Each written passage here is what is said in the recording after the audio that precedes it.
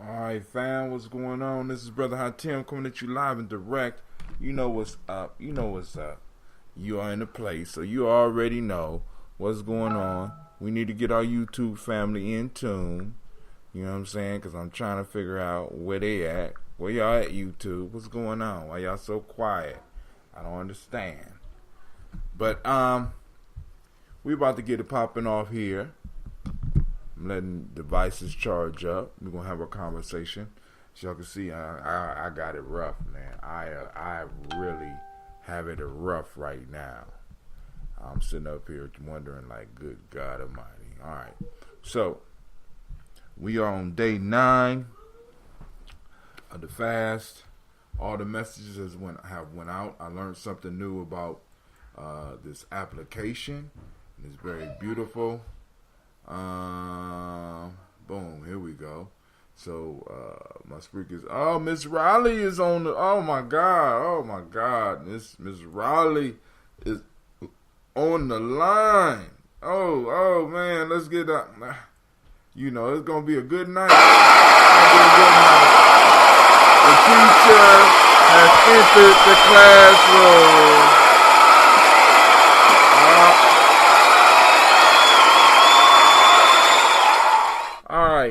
So what I'm going to do, I'm going to play the intro music. I'm going to give y'all time to get y'all stuff together, and then we will get directly into the conversation, because I got some stuff for you on top of the folktale. So let's go. Let's see where we at. Yep, that's it right there. All right, stick with me, fam. Stick with me.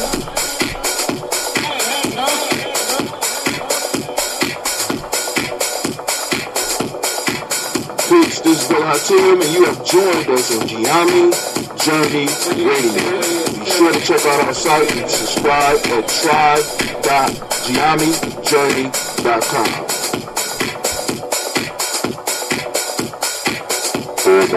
What's up, Miss Rika? What's up, Miss Cynthia? Some other people out there, come on now, let me know who you are.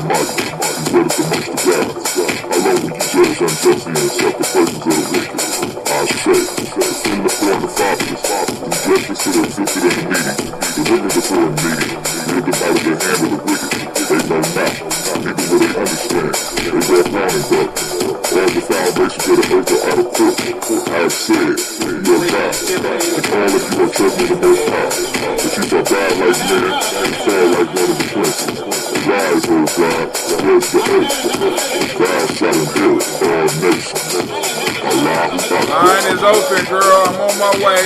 Slow down. Slow down, Lady J. I'm on my way. I got some information I need to go out to the car and get. Let me open these lines. Lady J already up. She ready. It's her show. She ready. This is Kabbalah 6, and you are now listening to Gye-Nyame Journey Radio.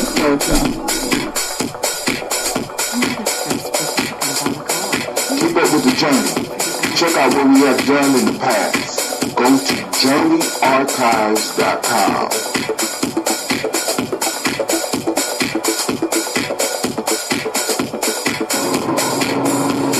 This is Ivan Sheik, aka Ace, live from Shisha Lounge, and you are now listening to Gye-Nyame Journey Radio.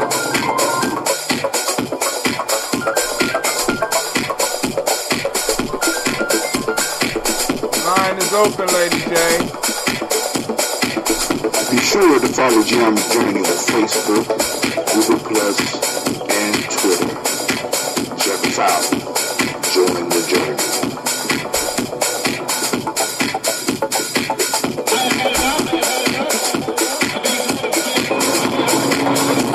This is Ivan Sheik, aka Ace, live from Shisha Lounge, and you are now listening to Gye-Nyame Journey Radio.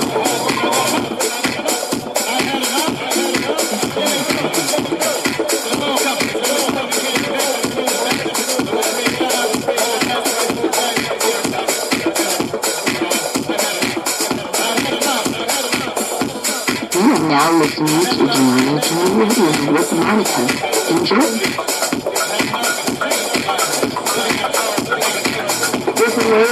Gye-Nyame Radio.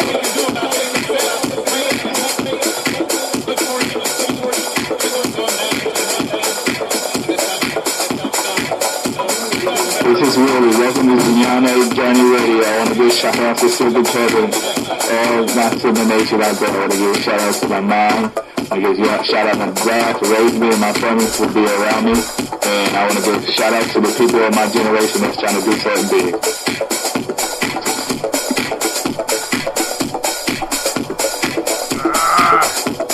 You on, Lady J? All you gotta do is be patient. All you gotta do is be patient.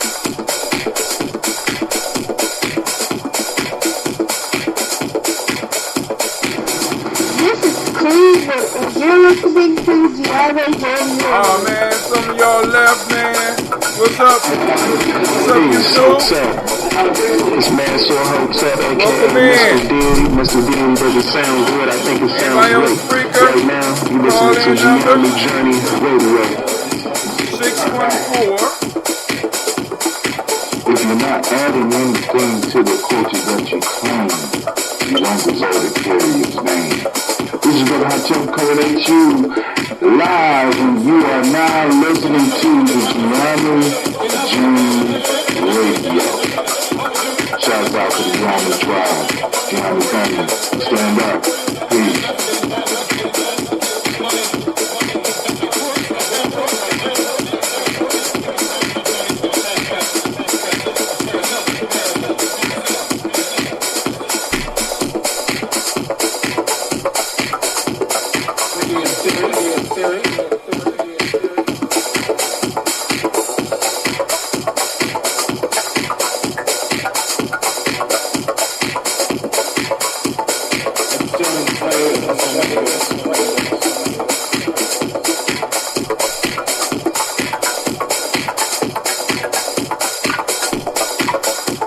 If you're not adding anything to the culture that you claim, you don't deserve to carry its name.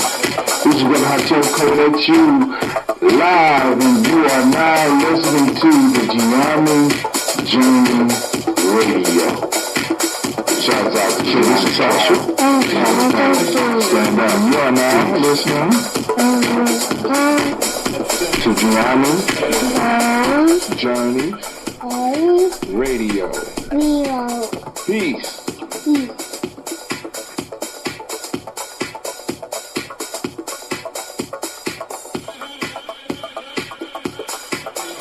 We're about to get started. It is going down today. You are now You listen to my daddy. on Gye-Nyame Gye-Nyame Journey Radio. Radio. Peace. Peace.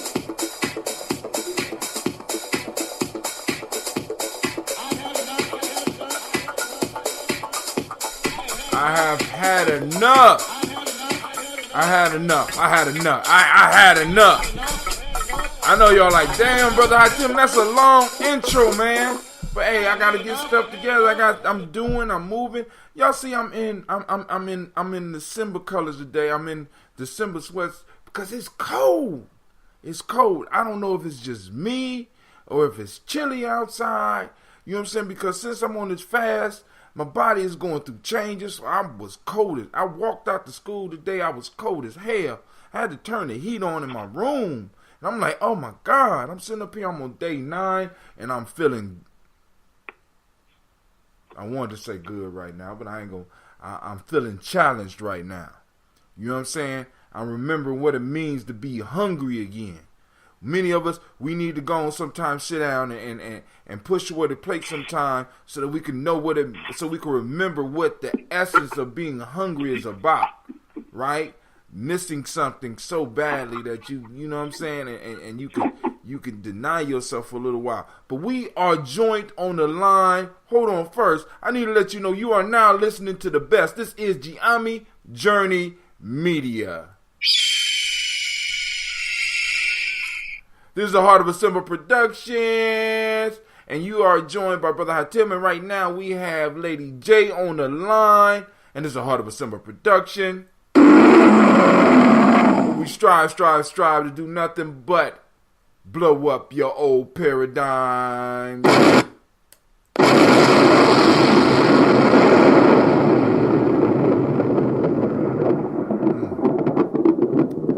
is my last day of water. I'm watering up right now because I ain't gonna have water for a couple of days. So I'm trying to get it together. So, Lady J, I want to welcome you on to your show, and I want you to go on and let us know what's going on before I get into my little stuff real quick.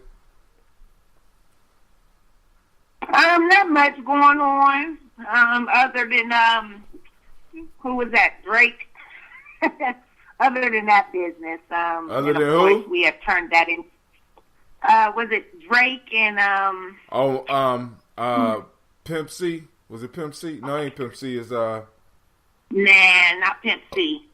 Is another one. It got kind of personal. Got real personal, you know. Yeah, but the best thing that I have saw was probably the post where people alleged that this was colorism, and that a lot of the reason why people are not supporting Drake is because he's light-skinned. What? Could they not be supporting? Yeah. Could they not be supporting Drake because he got ate the fuck up? You know what I mean? Not according to some of my light-skinned followers on Facebook. Man, Drake got his ass handed to him. But now I did hear that Drake did have a comeback track, but a dark-skinned brother told him that he better not put that shit out. I'm serious. Jay Prince advised him to leave this beef alone. And when Jay Prince talked, those that know anything about hip hop, shit.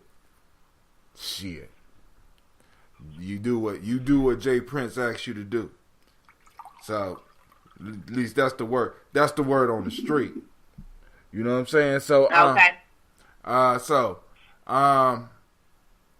But yeah. So I mean that's all you got? Is that all you got? Not Lady J? Okay, so I don't have anything I don't have anything substantial this week other than the Drake. I liked how they put that twist on it. Some of the people also, you know, Braun is catching a lot of flack for being emasculine. Who? LeBron? Yeah. Oh, I didn't know that. I mean, I'm not even keeping up with all. See, a lot of this stuff for me is like smoke screen. You know what I'm saying? It's something, you know, it's like entertaining the masses. You know, like you throw shit out there and to keep the crowd hungry, and while the crowd is focused on Drake and whatever homeboy, what's his name? He did a good job too. Let me see. His name is somebody out there know. Somebody help us. Somebody out there know.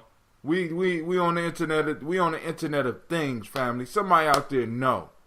But Drake and the battle that Drake is involved in right now, and homeboy basically handed Drake his ass. You know what I'm saying? And then on top of that, went did some investigation and came up with some pictures that's just so shameful. So shameful. I mean, I don't. Pusha T is his name. Pusha T, right? Came up with some pictures that were so shameful, right? And then we got the NBA Finals. I think this is the third year in a row where or is this the fourth year in a row that these same two teams are running into each other. And right now, that's part of the thing. But we got to realize, family, this is part of the smoke screen that they throwing us because, thank you, Miss Cynthia Johnson. No, Sharika, that's 2 battles ago. You know, that's the last time a dark-skinned dude stood up to a light-skinned man, and the light-skinned man whooped the hell out of him. Meek Mill ain't been the same since. Drake just, oh, god damn. See, those old-school rap battles where you got to just basically change your career. I think Meek Mill somewhere, I didn't know Oh man, hey, sure. Listen, I'm not really into it, but hey, they went at it, and it was called for a halt by one of the OGs in the game because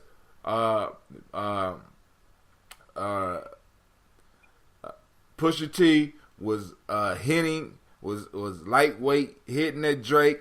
Then Drake just came back with a verse. You know what I'm saying? It was alright. You know what I'm saying? It was alright. Then Pusha T came back with a picture and a verse and whooped his ass. I mean, it was like, you know how you had those fights where you got the mug just talking. I'm gonna whoop your ass. Come on, bring it. As soon as you bring it, they get knocked the fuck out. You know, you slap them and it's like, ah! That's the way it went down. And then we have the NBA Finals. Family, remember. Yeah. So I gotta say this. Go ahead. I have to say this. So so LeBron had on a suit. It could have been a pantsuit, but instead of pants, it was shorts, right? Yeah. But the problem was that LeBron had a merch, and it looked to be alligator. It's about $4,000 bag, and this is what he's being roasted for: is the fact that he his attire looked very European to me. Oh, what? Look, shit. Huh? Look, every last bit of that was created by European designers, all the way down to the boots. The socks was like $800 from a fucking designer. Yes. You know what I'm saying? All that shit. Okay. All that and I'm glad you brought that up because we can have a good conversation about that before we get in this folktale. But go ahead. And so, but the issue that people were having was with this MERS. And so, what is a MERS? A MERS is a man purse. Oh, I had one of those when I was young. How old is LeBron? 33. LeBron's still young, man. Go on with that shit. But go ahead. I hear they going off on the wrong shit. That was the thing, that LeBron had this merch. And so my originally when I seen this some time ago, I had said, kind of the same things. And then what someone had told me was that, these men are traveling, they have to get on these planes. And so inside of this would be like their shaving kit. No, that's different. No. He wouldn't show, you could pack that away in your bag and carry. This one, like, cause I had, when I was in my early 20s, me and my crew, we had those man bags. And in that bag is just a hollow shell. In there, you able to put your money, you able to carry all your stuff. You got a lot of stuff that you could carry. This is even before cell phones, so you could put your beeper in there, you could put your cologne in there, you could put your money in there, and have it all in one place. Yeah. Right. Yeah. That's not a shaving bag. I know, shit. Okay, no. I was just using some examples of what he might have in there. But you just gave even a better detail. So, anyways, after I heard that, I had a new respect for the merch, right? So I'm like, okay, maybe, these men getting on these planes, they want certain things on them, on their person. Maybe, I'm going to give them a little slack. But anyways, I just find that I find something interesting. And what I find interesting is there's a lot of memes. There's a lot of stories. A lot of people tend to highlight LeBron by basically saying he's never had he's never had, what is that called, as far as bad publicity surrounding his wife. He's a father. He donates all this money. So you have, on this one hand, you have many people basically saying that this man is, a stand-up guy. But then on the other hand, you have people ripping him apart because of his attire. you know, and so it just had me questioning, like, the character of a man. You know, the character of a man. Are we going off of his actions, or are we going off of this look, right? This outside shell. Now, are we going outside of the merch? What was wrong with the look? Now, I mean, I could go into, because for him, I could dig it. You know what I'm saying? I wouldn't necessarily pick the shorts, because I don't understand the reason for the shorts and the long sleeve jacket. You know what I'm saying? You had me confused there. You understand what I'm saying? Like, are you warm or are you hot or are you cold? Right. Basically. You know what I'm saying? You know what I'm saying? But if you look at the expense of everything on there, I think he was wearing somewhere close to about $50,000 worth of shit. $50,000, which he can afford. But the problem for me is, one is once again we going into this veil. I mean, Tone Talks call it the veil of celebrity. You know what I'm saying? Where it's like we're looking at this stuff, and our young people is looking at this stuff, and we start having these aspirations rather than being able to deal with the reality of what we are. Now, I'm one that judge a man by where his skin in the game is, or where his soul in the game is. LeBron has showed us where his soul is. So you can't have, people will hate on his clothes, but the piece that we need to be concerned about is the actions that this man is doing. The young people that he's trying to help in the best way that he know how. You know, in the city where he come from. You know what I'm saying? Judge that. You know what I'm saying? Leave. You know what I'm saying? But the whole aspirational piece, I hear him, I could dig it, but you only have to get caught up in that if you want to get caught up in that. I'm not getting caught up in that. You understand what I'm saying? I'm trying to make sure my kids don't get caught up in that. We got to make sure that our young people, as well as some of the people we hang with, don't get caught up with the facade. You know what I'm saying? The facade that is out there. You know what I'm saying? In initiation system, they call it the veil of Isis. The illusions of the world. Being able to distinguish the real from the unreal. Being able to decipher reality. Look at reality and work from reality, because you can't work your magic. You can't become great if you are not rooted in reality. When you become rooted in illusion, you start doing illusionary type things, and it becomes dangerous for you and those around you. I'm sorry, sisters. Let me go and get y'all. GSW all day. Oh, I think she mean DSW all day. Hell with the $1,000 shoes.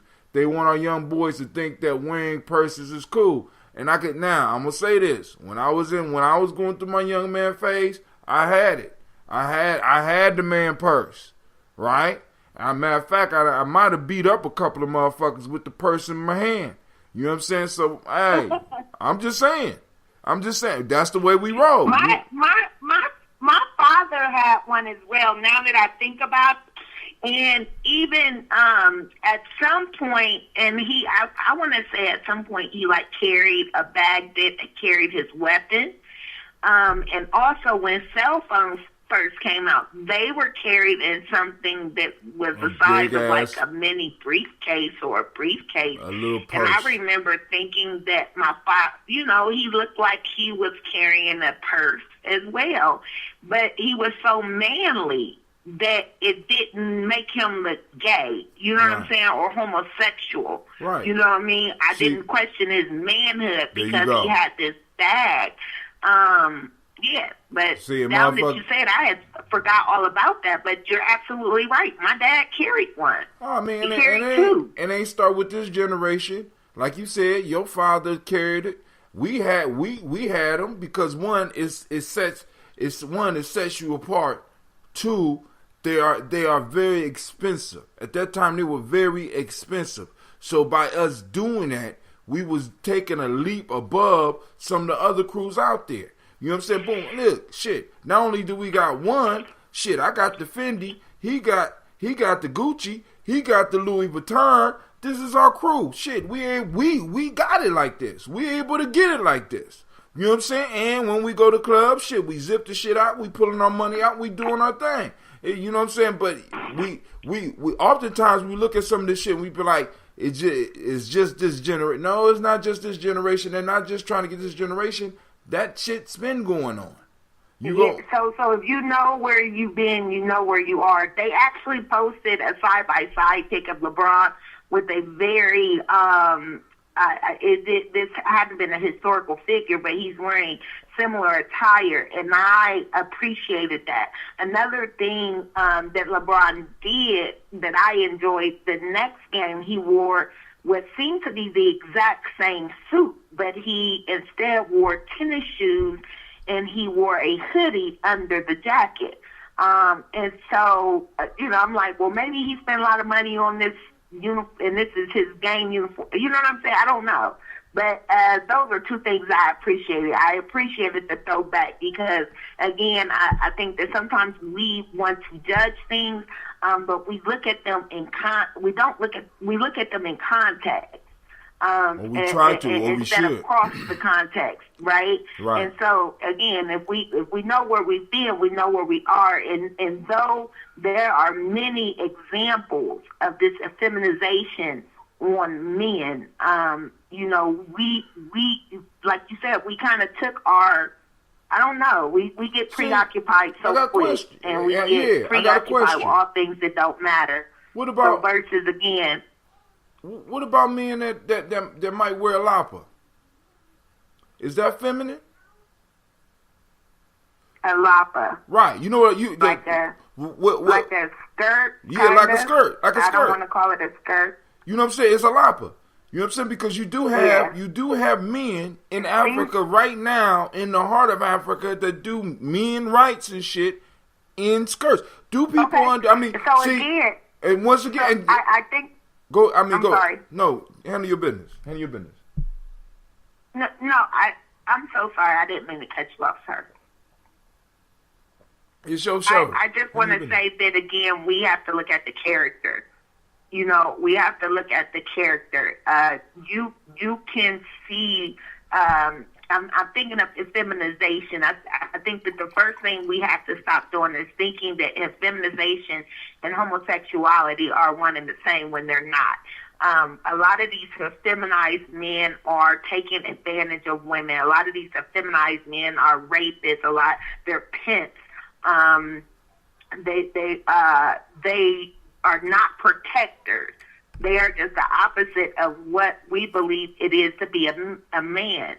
And so, feminized men, they may not always dress in a certain attire. And again, they're not, it's not the same as being gay, but we need to be able to recognize those men in our community. And we need to be able to recognize that, these things, this is being impressed upon our men. And we need to know the time. Yeah, now, instead of just thinking that it's one and the same. Now let me read. Miss Cynthia Johnson says, "Yeah, but there's a difference between a man purse and a backpack or a backpack, etc. Or it should be." Cynthia Johnson, to get folks talking, and it's a so-called status symbol, as you said, 50 stacks for an outfit. Now that piece right there, you know what I'm saying, I have a problem with, not privately but publicly, because we throw that out there. Now the next thing you know, our kids is going to be trying to get shit that's expensive. It's aspirational. It's something that we really don't need in our struggle, because, I'm about to pull out. I got some numbers for you, Lady J. I know you're going to get mad at me. Miss Sharika say, no, that's tradition when we was talking about the lapas. All right, so I do my research. Now, tomorrow, I want to hit on this gig economy, because I heard one of the brothers on YouTube screaming about the gig economy. I want to run through an article on the gig economy and what it is and what we need to watch out for, because it's some stuff. Because right now, many of us are looking for a way out of this poverty, this generational poverty that we are experiencing. So now I'm going through the Ohio. I got this off of the Ohio site, Ohio African Americans. For For those that don't know, there are 1,644,622 black folks in Ohio. All right. So 66,500 were not born or were born outside the United States. Now I want to skip that part. I want to go to. Oh, for those that also want to know, in Columbus there are 274,000 of us. Right now,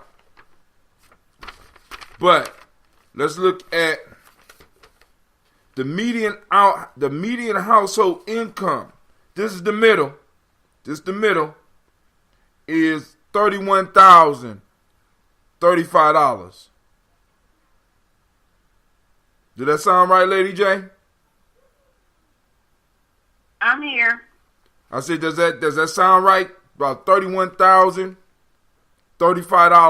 is the median income of a black family here in in Ohio. 31,000. Say it one more time. The median household income of a black family in Ohio is $31,035. Okay. Now, what is it for a white family? For let's say the average family, for Ohio household overall, the median household income is more than $52,300. Okay, so I'm asking you, does it break it down? It broke it down for African American. Did it break it down for this is white? specifically I got specifically for my folk because I wanted to look at how the numbers was affecting us. But go ahead. I'm just gonna go and I may be wrong. Go ahead. But what I'm gonna go out on a limb and say is that the average for them is not much, depending on the proportion of the proportion of the racial breakdown, right? Mm-hmm. I want to believe that again, that everyone, if you just the mass majority of people are working class, so that income that you just named, that's going to be an average income, right, for working class Americans. Working class people in Ohio, right. So for us, I'm going to say the gross for us is 31,000. Whites, yeah, and I believe whites ain't going to be too much different. 52,300. For whites or for average? Average, white. When you average, because it's only 1.6 million of us here. Now, it says average, wait a minute. So right there where it says the 51, it says for the average in Ohio, and then that 31 is the average for African Americans? For Ohio households, overall, the median household income is more than $52,300. I got it. Okay. For the African, for us, Afro black folks, it's 31,000. Okay, so but this is my thing. Go ahead. Where it says 52,000 is the average. Right. Is that for all people in Ohio? That's all. That's supposedly all people in Ohio. That's the median for all people in Ohio. Okay. Now, so 18% of us. Hold on. Let me go to the about 17% of our population is less than 10,000. Hold on. Let me make sure, because I can't really see the color here. I'm thinking about 18%. About 18% is below 10,000, below 19,000. About 13% is 20 to 29,000. So up in the upper echelons, I want y'all to check out this number, family. For 150 and more, that's about 2% of black folks. 2% of us in all of Ohio is is over. And where are we deriving this information from the census? Yeah. Well, let me tell you where this information is coming from. Excellent question. When people start throwing that stuff, this is from the website, the website put together by Ohio, the state of Ohio. So I don't know if you might not be looking at the computer. It got that little Ohio symbol. I pulled this off. Yeah, but I'm asking you, where did they collect their data that they're using? Is that from do they say if it's from the census? Is it from our fact? I'm thinking now. This is what I'm saying. I think it's from the census. Because when I was looking this up, I had to go through some census data. So I'm thinking they pulled a lot of this off of the census data. But I will double check and get back with you on that. Anybody out there could go to the site. Just don't take what I'm throwing out there, family. But one of the things that I'm trying to get across is not the bleakness, but the reality. It's not really bleak, but the reality. Being able to look at it, because I had a brother come on saying black folks don't share their money. We waste our money. You know what I'm saying? And I had to respond. I said, could it be that we don't got no money? Some of us are just scraping by. Really, literally. You know what I'm saying? When you can say 18% of your people are below $10,000, 18%. You know, you look at these numbers, and these numbers is just not unique to Ohio. Actually, these might be better numbers than in other states. So this whole piece gives you the number breakdown, the economic breakdown, public school enrollment. Family, we make the public school a lot of money. We got 278,000 of our young people in schools. 278. Exactly. That's why more people should go to school to be educators. I agree. That's exactly why.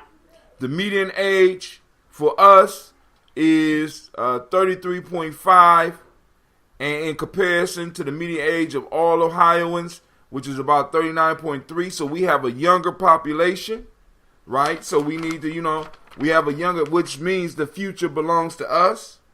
Unemployment rate in Ohio is 12.6%. 12.6%. Family. You know what I'm saying? We got a lot of work to do. You know what I'm saying? And like I said, as Lady J pointed out, as I point out, we got to hit a multi-pronged strategy. She said, Florida is better than that? All right. Send me those numbers. Miss Brantley, send me those numbers. I want to see those numbers. Right? I believe there's going to be a lot of places better than that, especially places where blacks are segregated and they live amongst their own.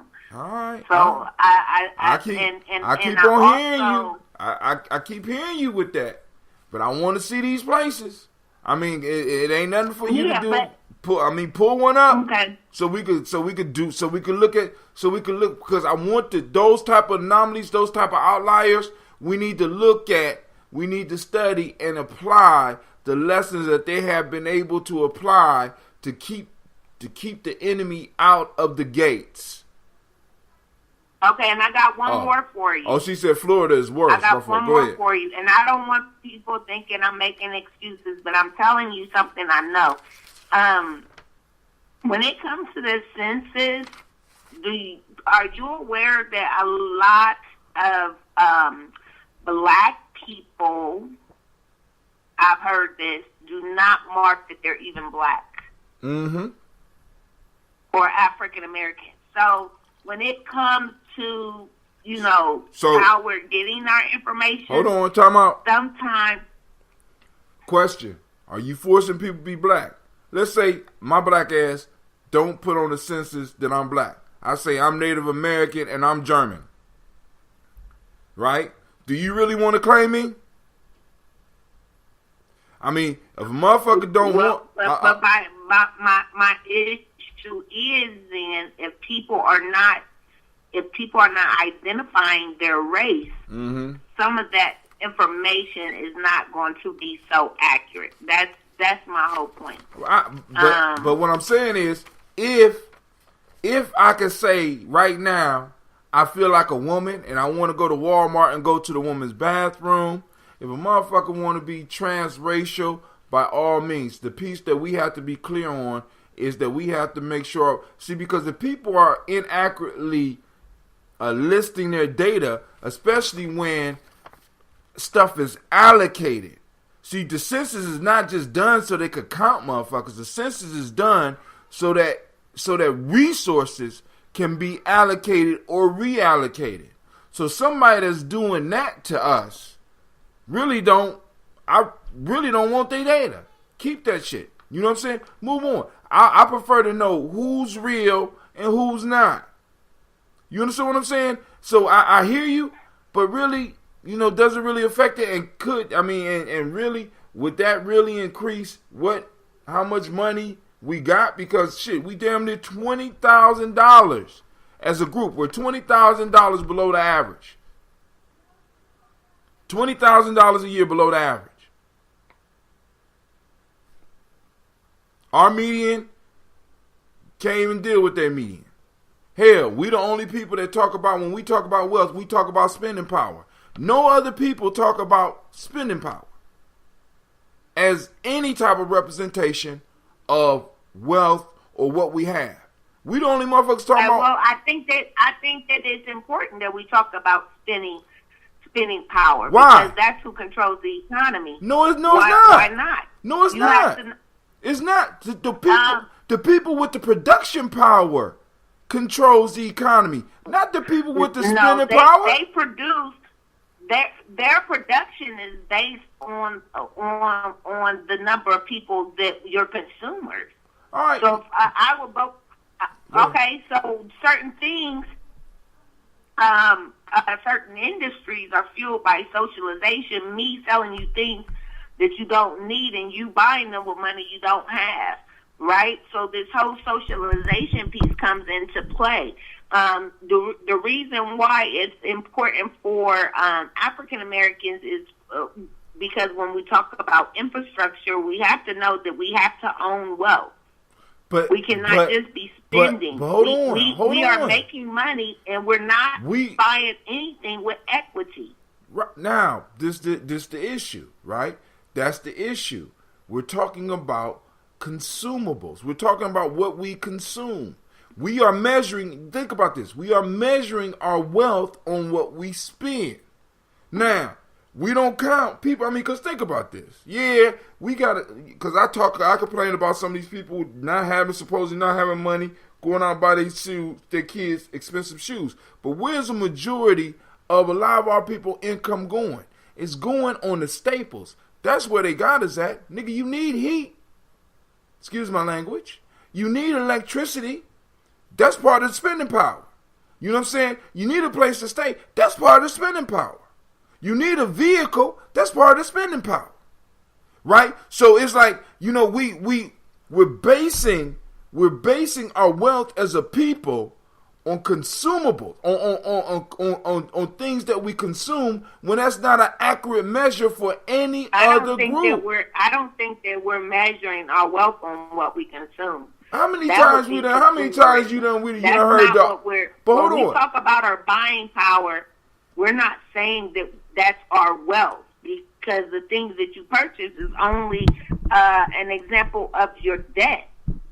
Exactly. So the more you buy, the less money you have. So when we talk about spending power, we're not talking about that as if to say that that's where our power lies. I mean, to say why it's called spending power? That's our wealth. We're not saying that. Why for the last 20 years have we been beating up ourselves and our people about the spending power? You go to a speech, you liable to go to a conference speech tomorrow and be like, you shiftless black folks, we spending $1 billion on cigarettes. Nigga, I need cigarettes because they help me focus my life and help me not kill these motherfuckers I'm working with. You know what I'm saying? Spending power includes all of the necessities that people have. And we count that. We look at that as a real thing. when in fact it's not a real thing, because we're talking in most cases about most people just surviving. You know what I'm saying? Okay, I'm gonna have to agree to disagree. I can dig that. I mean, that's what we usually do, ain't it? You know what I'm saying? We always do. We agree to disagree. I'm just saying, you know what I mean? It's like we be beat. I mean, and it's like our people, we really need to organize in more than one way. We need to attack this enemy in more ways than one. Economics is one. We definitely could pull it together. And of course, everybody could do better economically. But we also need to do some things politically. We got a whole bunch of work to do socially. Like you said, we need to take over. We need to take over the schools and be like, look, we're not going on that test shit. Y'all owe us money. We're going to apply our tests, and we're going to apply our standards, and we're going to teach our children where they are, rather than trying to rush them through. I will definitely look into the actual numbers. Okay. That's Miss Sharika talking about Florida. We have spending power, and the power we are giving away. But what I'm saying, Navita, how much, when you look at your spending power, how much of it is going towards shit that you need to survive? Is there really spending power if you got to spend it? I got to pay the goddamn gas bill. I got to pay the electric bill. That's part of that money. Listen, I don't know. Look, show me. Show me. Go ahead. Go ahead. Either way, these are necessities. These are things we need, right? Mm-hmm. But that's not. I'm just going to say that's not where it's going. Where's it? Not when you have disposable what? income. But hold on. Wait, time out. Disposable income. We're going to have to disagree on this shit. And we're going to talk about the fact that people who are socialized, who are brainwashed, they spend their disposable income on in a fucked up way. Things they don't need, and they're spending money they don't have. This whole idea of consumerism or credit is what got us to the predicament that we're in now. It's not us paying for our necessities. It's this idea of credit and debt. Purchasing things we don't need with money we don't have. Time out. So, you saying that a lot of this stuff is on credit, right? A lot of this is a motherfucker skipping up and saving. Once again, going back to the numbers, if we look at the numbers in Ohio, family, we are $20,000 below the average. The average black home brings home $31,000.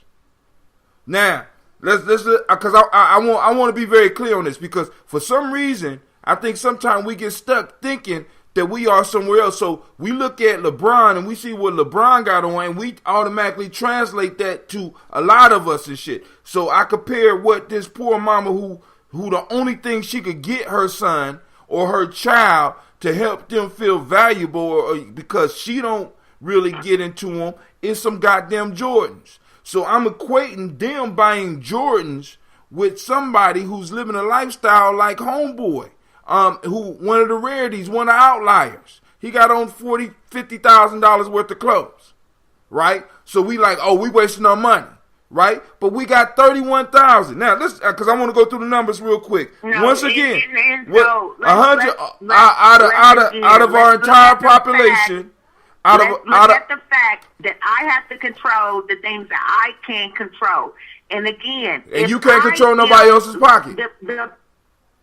The part of the problem is this whole consumer society, this whole thing with socialization and me convincing you to purchase things that you don't need with money you don't have, and you falling for it because you're impressionable and because your pineal glands are calcified. Basically, you can't think for yourself. You're so busy trying to keep up with the Joneses, which they created in the 1920s. This is a new form of slavery. And I could have freed more of what? And they keep us locked into, and again, if we look at social hierarchy, throughout every civilization, ancient and present, you're going to see these social hierarchies. You're going to see it, and it's no different now. But how do they keep you? in that same? How do they keep you in that same category, in that same working class or working poor? How do they keep you there? Now, part of it is through socialization. I convince you to spend money you don't have on things you don't need. On things you and don't that is have. A choice. If we want change, hold on. If we want change, we have to learn how to keep more of it in our pockets. I hear you. I hear you. Sister Navita said there's no way you could claim broke but spend on George's expensive hair weaves and concert tickets. Ashe. But hold on. Preoccupied with all things that don't matter. Hey. But like you said, going back to the socialization, right? Are we putting a mechanism together to start socializing our people? Or are we caught up with them looking at the rap battles and the NBA finals and shit? You know what I'm saying? So, I mean, really, where does that socialization start? Sister Sharika say, I think we are spending $1 billion. I think when we are spending $1 billion in weaves and other wants is where the problem is. No, Navita says, not on credit, in cash. If you are bringing home $31K, you should not be buying Jordans, and Jordans should not be, or nor should your car be worth more than what your yearly income is. Now, hey, how is your car worth more than your yearly income? Well, that is that. That's the whole. And so we saw with this again. When we know where we come from, when we know where we've been, and not only that, but hold on, exactly. When we know the reality, most of our people don't see the reality. They're seeing a majority of us, or a larger number of us, in the position of a LeBron James rather than in the position of a Lady J and a Brother Hatim, or rather than in the position of a Navita Nelson and Sharika Brantley. Rather, we are seeing ourselves through an illusion that has been thrown up before us, and our kids are coming up and they're wanting. So. I know. So. I see it every day when I'm dealing with these kids. They are coming up on aspirations. Go ahead. I'm going to tell you what happened. The minute they instituted the consumer society, the minute they determined that Sears and Roebuck was going to give credit to folks and that they were going to begin to purchase things from them, the minute they came up with planned opulence, which they used first on those big old radios that you purchase, and then maybe on your ovens and your irons, and they would make sure that those things would go bad so that you would have to buy another one. And sometimes they would even give you a loan so that you could purchase those things that maybe you couldn't afford originally. When they came up with all these things, something that happened in our community, and they talk about it and how it revealed itself in places like Chicago, is that people started defining themselves not on their occupation or their career or their status in the community, but on the things that they own, on the things, and that's capital THINGS. Things. Something that happened in our community. Girl, they listening to you. They coming on the line. Turn down your radio. Who is this calling from? Who is this? Sister Navita? Sister Navita. Yeah, she calling to jump on me too. Go ahead. I'm black people's defender. I think the underlying problem isn't necessarily the aspiration as much as it is the lack of self-worth. And in order to feel like you are somebody, the white man has brought these items before you and told you this is what somebody that is somebody with. So you already have, you down low. So to make yourself feel good, you base your worth on these material things. That's why you, like, look, I got these Jordans, I got these couple new Jordans, or you got to go out and get that Brazilian silky weave that cost you $250 because you are trying to make yourself have some worth. That makes you feel you are worth something. Right. And so, that's why our people do that, because they lack self-worth and they're looking for that worth in material things. All right. Now, so hold on. On to your question. I just got to say this. You asked the question. I didn't ask the question yet. Go next? What can we do? You did a while ago, and she just stated it. What we can do and what we should focus is instilling a sense of hope in our people. improving their self-worth, improving how they see themselves. That's why it is detrimental to promote negative images of our people, to keep bombarding them with these negative images and these negative ideas of who we are and where we come from. And also, don't forget. Hold on. Let me add one thing to that. And also throwing in the illusion of where we are. Because we don't know where we are, we do some of this shit as well. We think that we are in the land of opportunity when all the opportunity has been sucked up out this motherfucker right now. I disagree. Okay, cool. I disagree. Go ahead. Prove me wrong. Your people in Ohio well, is making $31,000. If you go to people in lower income areas, we'll just take the Mount Vernon Plaza area, right. Okay? I don't feel them people have this fake sense of thinking that they have made it or they have had success. These people are downtrodden, and that's why they spend on these material things, because that makes them feel good about themselves because they're in that situation. And if we turn the focus on, like the sister was saying, we got to turn that focus off and let us know self-worth is in self.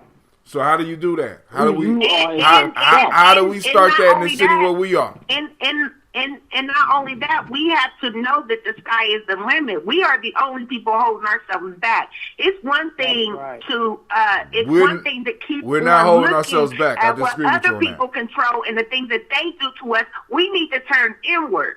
We need to see look at the cards and what's in our hand. We need to stop standing on the sideline in the middle of the game talking about how things ain't fair and get our heads in the game. That's what we got to do. Anything in this world we can have. Lady J, if we're willing to work towards it. Lady J, let me say this. Because this, and I might be taking a little bit extreme, but when we say stuff like that, it's almost like looking back on our ancestors and being like, y'all lazy motherfuckers. Y'all didn't do nothing. I could never. No, I disagree because our ancestors did better than we did. See, hold on. They were doing better than we did. So now, hold on. What happened? What happened? Speaks rivers. Wait, don't you repeat that shit again. Don't you do it. Don't repeat that shit again. Because you. Listen, the niggas speak river. Don't you do it. To even tell you, and you can even look back to when we had neighborhoods and we had that integration. Community. What happened? What happened? Community with black doctors, black pharmacists, right. Black what happened? Black owned this. What happened? Every black person owned their home. You know what I'm saying? If anything, our ancestors is looking at us like, what the fuck is y'all doing? Question. What happened? What happened? We got into the integration and we started to do that simulation thing, and then of course, upon the integration, black people thought the white people's water was colder and shit, so they started buying their shit and doing their shit. Yeah, that's part of the attack on us right there. You have the socialization. That's part of the attack on us right there. Go ahead. You have the socialization that took part, and then you have to understand that this is a psychological war. We cannot it ain't just psychological, a war or a battle if we don't even realize what type of war we're fighting. This is psychological. Now, we have to get ourselves outside the box. We need to stop believing a lot of the propaganda. Listen, we buy into their propaganda. Like for example, like white man's ice is colder than ice. We repeat shit, right? That it has never really been, that we have never really proven, right? And that has, that we're not really sure. How can I put it? It's almost like I can prove it. I can prove it. It's proven every day. How? Tim? How? I mean, brothers and sisters, you go to a black store in the neighborhood and you put that Arab store next to it. Black people want to flock to the Arabs like they but why? Better, and the price can be the same. Why? They'll support them before they support their own. Now, hold on. Now, it would be hard for us to really have a black store now, because we don't have the resources, because like I said, the median income is $31,000. Yeah, listen, Two. Not true. Two, hold on, time out. See, because this is the point I'm trying to make. How did we get from a point to where we was doing businesses to a point where we are like this right now? See, we don't ever want to deal with that shit. It's like it's all us. We just fucked up. We did. What happened? It was written in the book many times. What book? The destruction of a black civilization. All throughout that book, they kept telling you what was your demise. What was the demise? And again, I feel like as long as we as a people, until we acknowledge the role that we play in our own destruction, we cannot. That's right. But hold on. Hold on. This the issue that I'm having, family. I'm at war. We literally are in a physical war. We are in an economic war. We are in a social war. We are in a political war, and in many cases, we have physical altercations going on, and we have people telling us that we need to focus I ain't gonna say just, and you ain't saying just internally, but internally, and look at what we're doing when we are not taking, in fact, the history. How did we end up in these neighborhoods? How did we end up resource poor?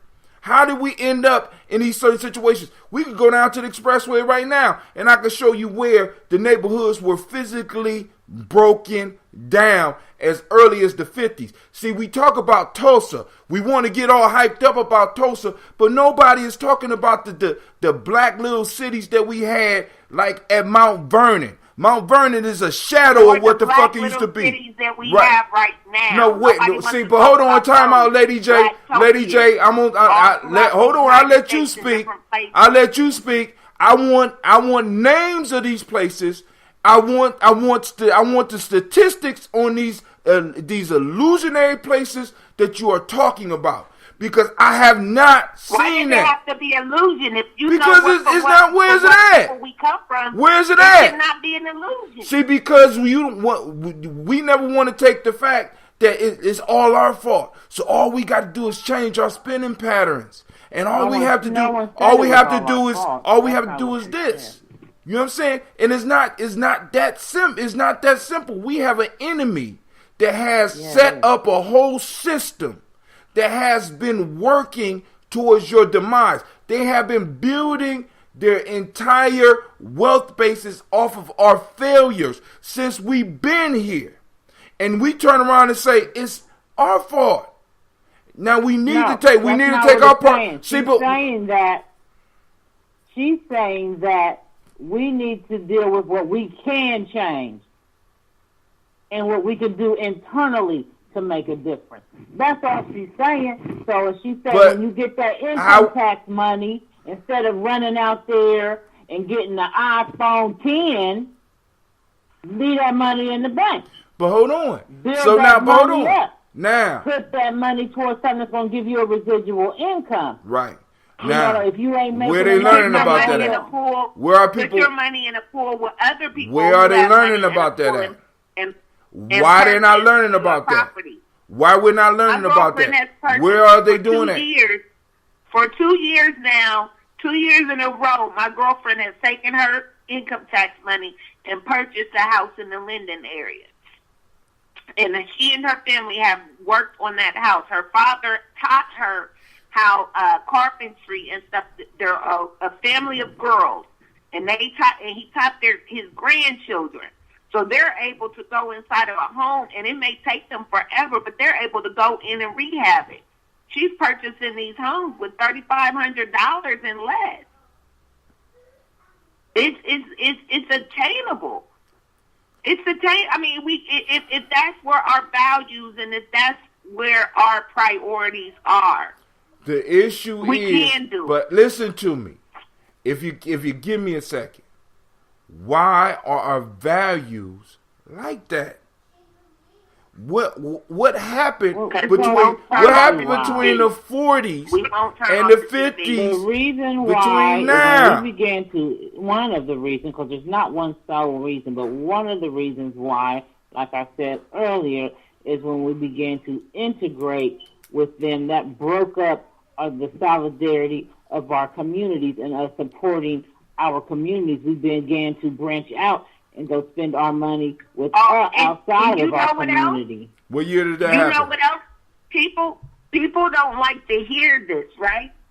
People, and I'm going to try to keep this simple, but people don't like to hear how the breakdown, like from even with regards to spirituality and religiosity, when we were, how long we've been deeply religious and deeply spiritual people. They didn't, when they came and they found us, we already had strong beliefs.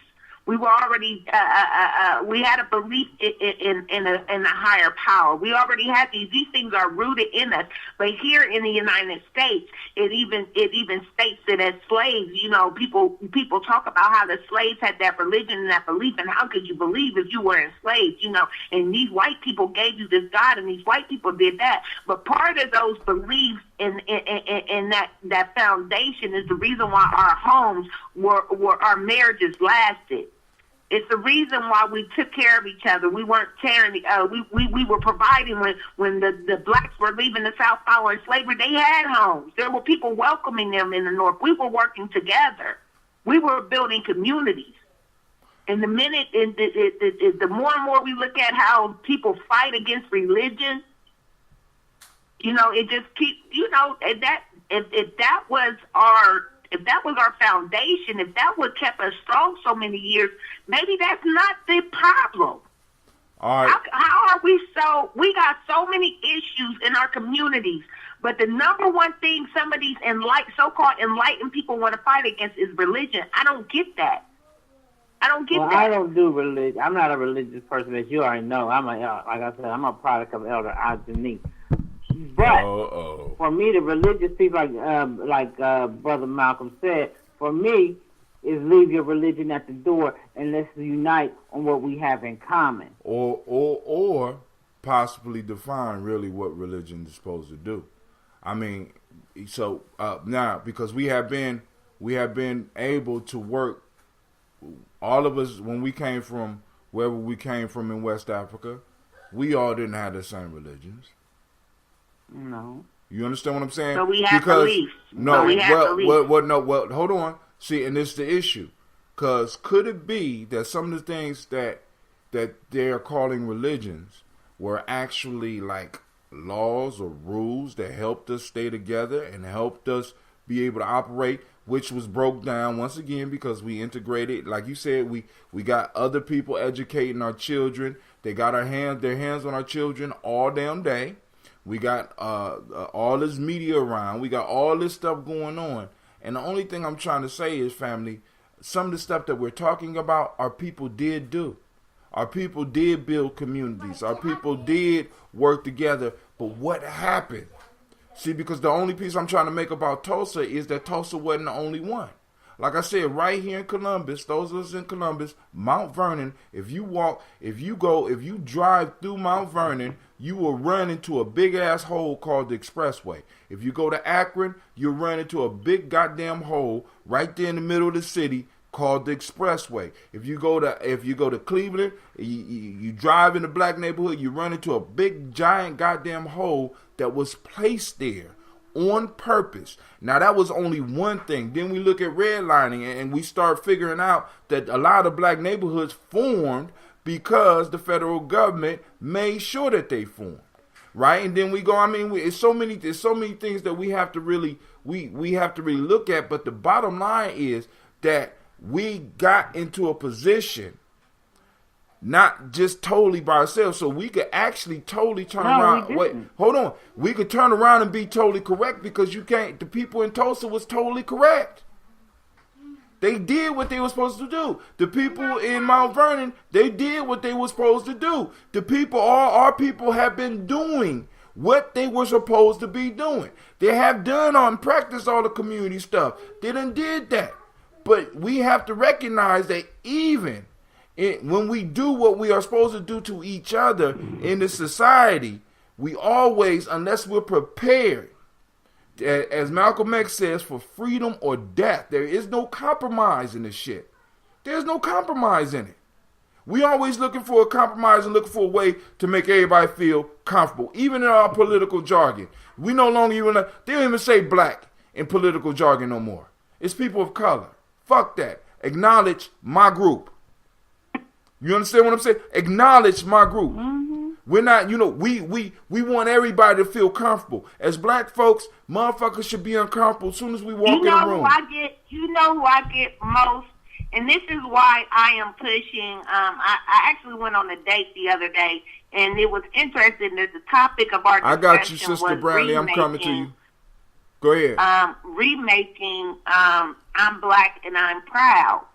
It is it unnerves me the number of black people who don't want to be called black. And every time I get into one of these discussions, we have to I have to explain the difference between culture and race and ethnicity and heritage and nationality. I have to break these things down. I have to give them the history on this word black as far as it relates to me. But so many people of color, black people, don't want to be called black. It unnerves me. Which is why I, once again, feel like it's most important that, and I've said it before on this show, that we have a remake of James Brown, I'm Black and I'm Proud, and for about 45 minutes the other day I sat and we named several artists that could possibly get, be authentic enough to get this message out. Hold on. Miss Sharika Brownlee said, I know one of the things that I've noticed since getting out of the Army is there's absolutely no community involvement. All elders in my area are judgmental and forgot what it's like to be young. They are not passing down any knowledge or wealth. Let me put that there. You know what I'm saying? Do we limit these conversations about investing money with immediate family only? Why aren't we educating the community? Which is what I want to get to, because we have to start educating and we have to start creating action plans in our small little pockets. Because I think Miss Sharika is in Florida, and you might not be able to, and you got to understand what we call family here. We build tribe. See, because one of the things that I learned in my process is that blood is thicker than water, but spirit is thicker than blood. You know what I'm saying? And it's like, I have spiritual family here that I can actually build with. So wherever you are, we could get together in our small pockets and start developing these tribes. Because nobody wants to be down with the so-called loser. Nobody want to be down with the underdog until we start bringing it back.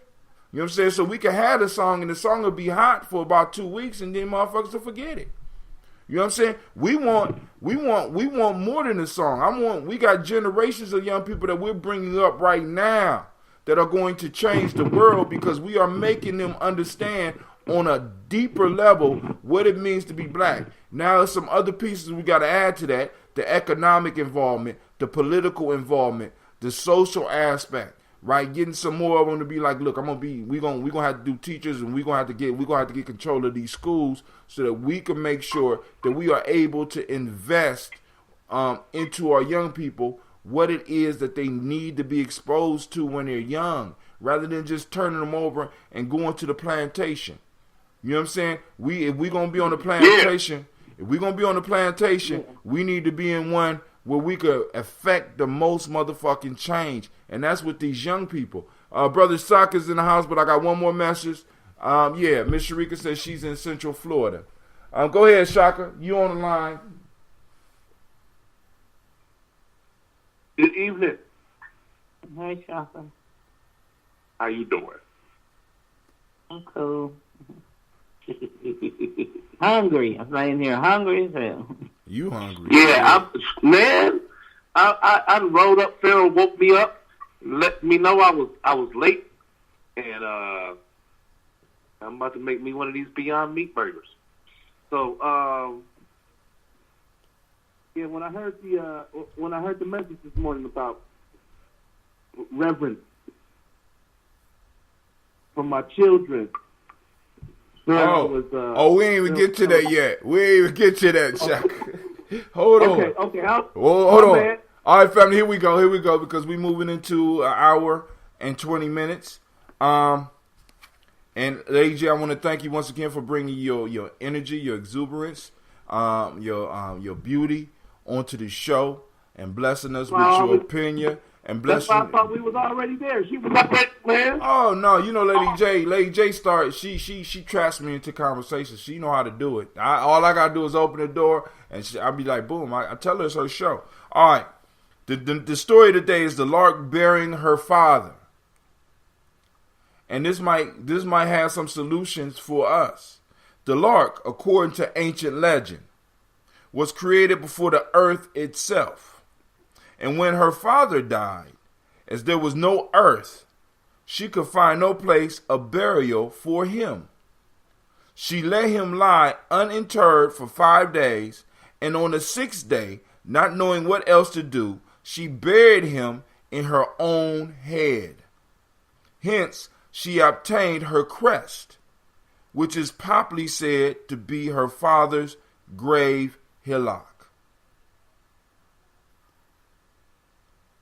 Ashe. Y'all got it? Do I need to read it again? No, you good. All right. Anybody want to start on it? Or because this kind of, I'm actually thinking that this might help us a lot with this conversation as well. Yeah, I got something to say. Okay. Okay, so I'm really digging this, right? I'm really digging it. I'm thinking about our guardian ancestors, this idea of what happens when you leave this here earth as far as your flesh is concerned. And I want to believe that you then will exist in this space between what we would like to call heaven and earth, which is just the space between the ground and the sky, right? Mm-hmm. And so once you have passed over, now you go from, obtaining and trying to be perfect here on earth, or going off after, whatever your belief is as far as religion, to basically being godlike, to attaining all of the qualities of God. So now you are omnipresent. Now you are all-knowing, and you occupy that space, and you can use your power, being God, to guide your loved ones.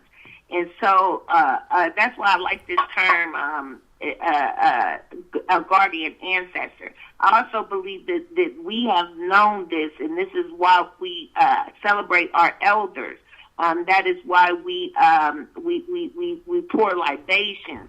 That is why we give reverence to those who came before us, those who paved the way, because we understand that they are still with us, and though we may not be able to see them in form, they are with us, and they see us every day.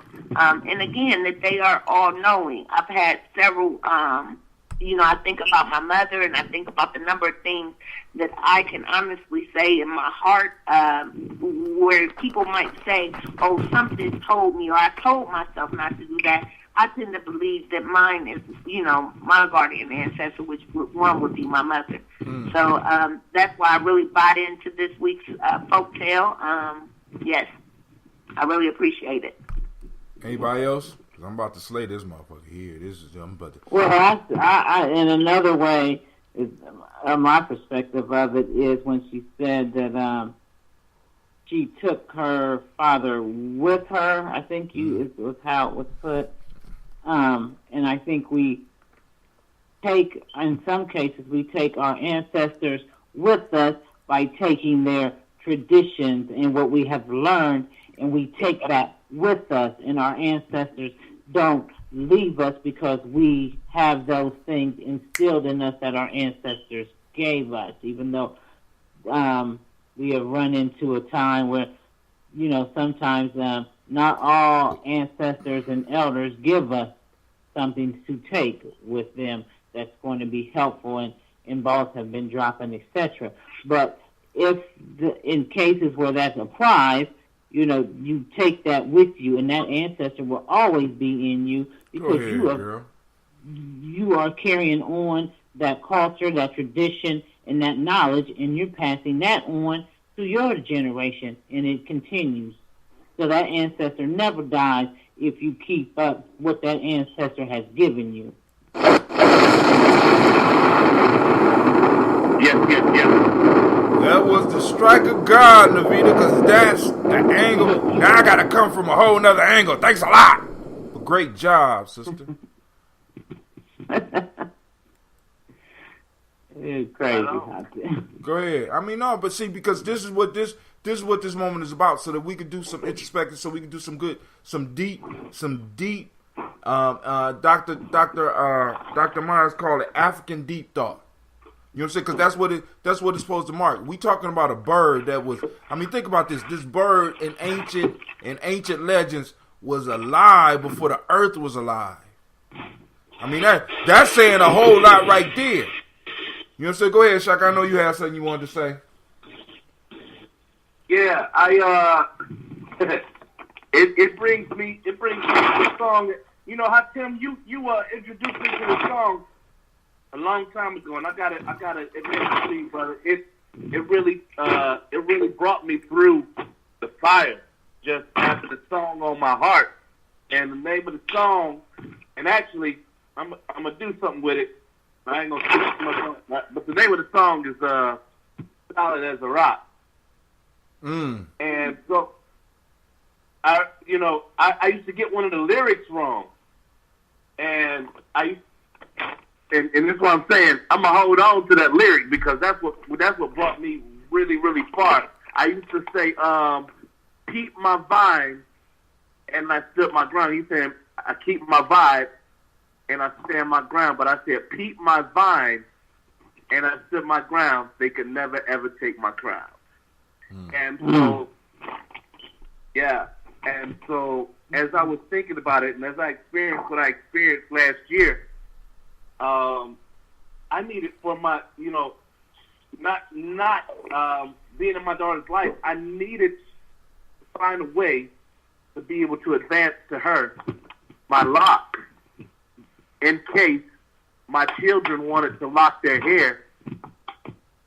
My tribe would have a lock that's extended to each member through my children, right? And so, in doing that, of course, if my children in my tribe was to bear my lot, then the purpose that I came here with and the thing that our tribe stands for never dies. The heart of the tribe never died, right? And so, even when you speak of the crest, and there is a crest for my movement, and the central symbol is Gye-Nyame, and the symbol is the black phoenix. The resurrection happened in all my relations. Right. I guess you expecting a thunderclap because you threw Gye-Nyame in there. Okay.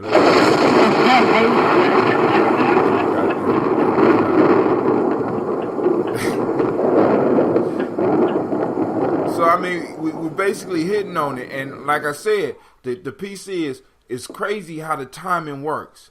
Synchronicity. They won't call the scientific name is synchronicity because Lady J started off a conversation.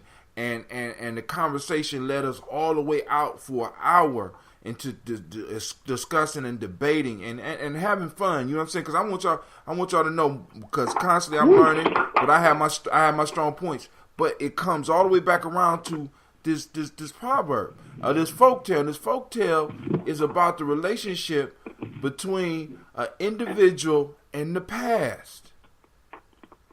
An individual and the past.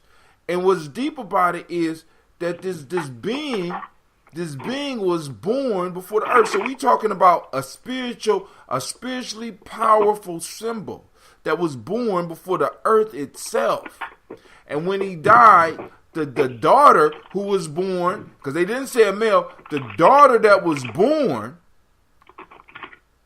didn't have a place to bury her father. So she took the time and she eventually put them on her head or in her head, which caused, if you look at the text I sent you a text with the bird's head on there. The bird has this crest rising up. So this bird has a consistent connection with the spirit, which is a message to us. Reverence to your elders and your ancestors. Now, one of the problems is that we have not learned to distinguish between, as Dr. Dolly says, Baba Dolly says, the Baba tells us, he teaches, he said there's a difference between elders and olders. Right. Many of us have not learned the difference between elders and olders, so we get frustrated because we think that all olders are the basic representation of elders, because you always going to run into more olders. See, America has afforded us the luxury. This one of the only luxuries. Well, it's several luxuries, because one is cheap food. The second is that America has allotted us the ability to have fools get old. America, with the doctors and the law enforcement, America allows a motherfucker to be able to become old and spent his whole life foolish.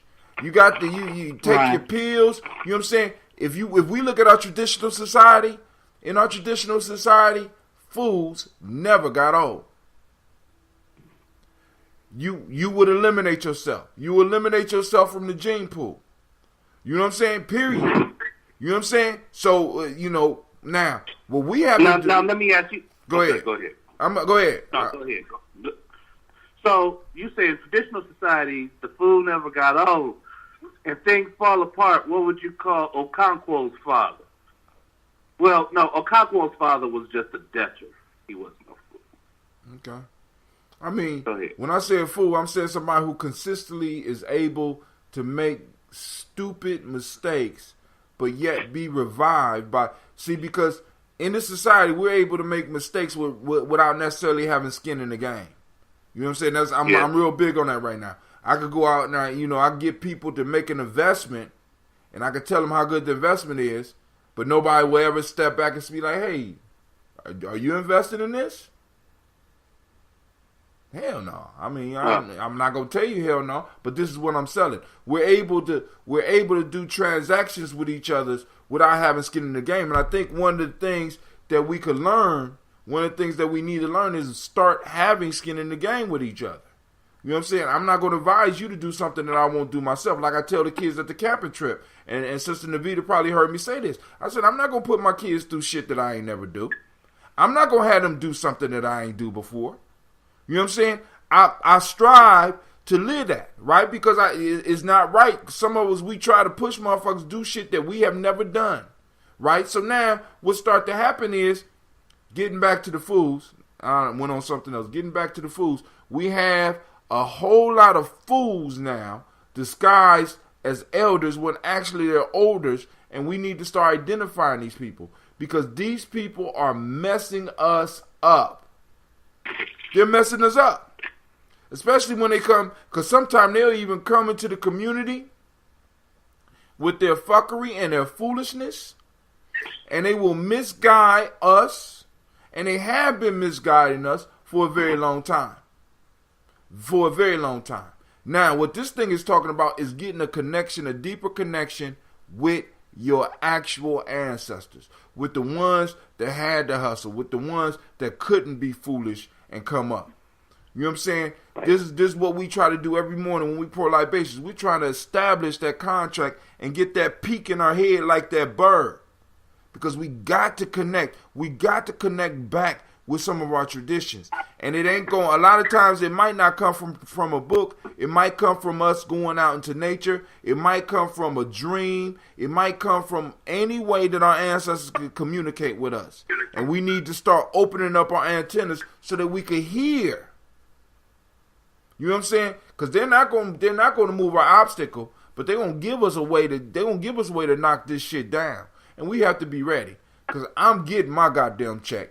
So, and Lady J, going back to one of the points you made, how it shocks you that some people don't want to be black. I want us to start doing a registry of black folks. You know what I'm saying? Black folks, people of African descent, people who come from people who have experienced enslavement or slavery. We need to get a list of us so that when we finally break through and start calling for reparations, I want to be able to call out everybody that's in my surroundings that was talking about they wasn't black. They was everything but us. Keep your ass over there, because when we start winning, I don't want to see you. I don't want you taking resources from those of us that have been talking about this and talking about this struggle, and understand that the struggle is rooted in our ancestors that came over here and sacrificed, not only so that we could continue existence, but sacrificed and built up the richest country in the goddamn world and didn't get a dime. I got a question. It's serious as cancer. Who could keep the average dancer hyper than a hyper? Go ahead. Hey, man, I remember last year this time, there was a big thing on the news. Somebody had leaked how they were selling black men over in in Libya for $400. Shit's still going on. And people was mad as hell. What happened? Media. I mean, we're inundated by so much every goddamn day that, I mean, it's like they call them news cycles. Like I said, this is why, you know, you get people that understand the cycles. You could do almost anything. These motherfuckers will coach you through it to where people will totally forget. I mean, Donald Trump lie every 2 weeks. You know what I'm saying? He owns cycle. Soon as one lie is about to expire, he comes with another. He comes with another one. You understand what I'm saying? We got to understand there's a cycle there. See, but that's the science. So that's the whole. That's the piece that I needed people to identify with something real right now, because we can be a whole bunch of mad about a whole bunch of things, and if we ain't doing a damn thing about not one of it, not one, especially, you understand what I'm saying? So what are we doing in this? What life? What are we doing on this side of life? You know, I'm not saying that we don't deserve it. I'm saying, what are we doing? Well, you know, go ahead. We need to get on enough people on the same page to do what is required. And there's several angles to this, because there's several issues in this. Mm-hmm. One being, even what we talked about earlier, is the economic piece. If we could get on one accord with that, if we can get on one accord with building the army, like I was telling Tim about my theory about Whitehall. You know, if we all as a group of people, because Whitehall is not considered the city of Columbus. They have their own politics, their own police force, schools, etc. And black people are already living there, white people moving out. So if we moved in a large group of people with the same mindset in that neighborhood, put our police officers on our police force, then we have our own army, because it's already armed and funded. So all we have to do is put our people in there. You know what I'm saying? Right. Then we can take over the schools. We start putting our people in the Whitehall offices. We can outvote the people, because there's not that many others in Whitehall no more. So if we all moved to Whitehall and we started building Whitehall as like they did Bexley in these other areas, we at least one thing we don't have that we could benefit from is a military. Right. We would have some kind of a force. Hold on. I'm not saying military, but an arm. We'd have some sort of army. We'll have a police force. A police force. Don't scare them on my channel, because you seen what they did. You seen what they did on Wild Wild Country. You seen what they did, because what you talking about is what they did on Wild Wild Country. Make no mistake. we are in a militia state. We Oh, don't yeah. want to, whether we want to. I mean, I'm is this sure. sexist? No, but I'm saying, okay. Let me get to my major point right fast, and we'll go right back to that. Now, the major point that I have is that right in the neighborhood where Hatem, within a mile radius of you, and I want y'all to pay attention to what I'm saying to you. Within a mile radius of where you live at, because it's residential, and because of, well, it is whatever they want to call it, they say that they don't want no, they say they don't want any strip clubs or any adult porn shops around your area. And lo and behold, right up the street there is one. And the piece is that how did that happen? So when you look at a map of Columbus, this is what I want you to check out, because I don't want you to believe me. When you look at a map of Columbus, there are these little gray zones within townships. Those gray zones represent a zip code. Those zip codes are purchased by property owners. And Say what again? happens is Hold that on, those zip Lions codes are what? Den owns their own zip code within a zip code, which is why they're able to be exactly where the city says. So they set up their own city. Right. Right. See, because one of the things I was talking about was, like, I live in an apartment complex. And one of the things I was talking about was setting up an buying an apartment complex. And if we could do the same thing with an apartment complex rather than even going out and trying, because Whitehall, we might not need to spend that much, but we can get one of these apartment complexes with about a couple of hundred units for about $3 million. I mean, not that I got $3 million laying around, but I know one of y'all got $3 million laying around. You on some man listen. Okay. Hey, you know what? Quiet as kept. I'm into this. I'm into this box style living, not cardboard boxes, but you know what I'm talking about. Mm-hmm. I know what you're talking about. Willoughby's just opened one for their restaurant. Yeah. And But we still need to have a police force But of our now, own. with an apartment complex, we can develop a security force to keep the group safe.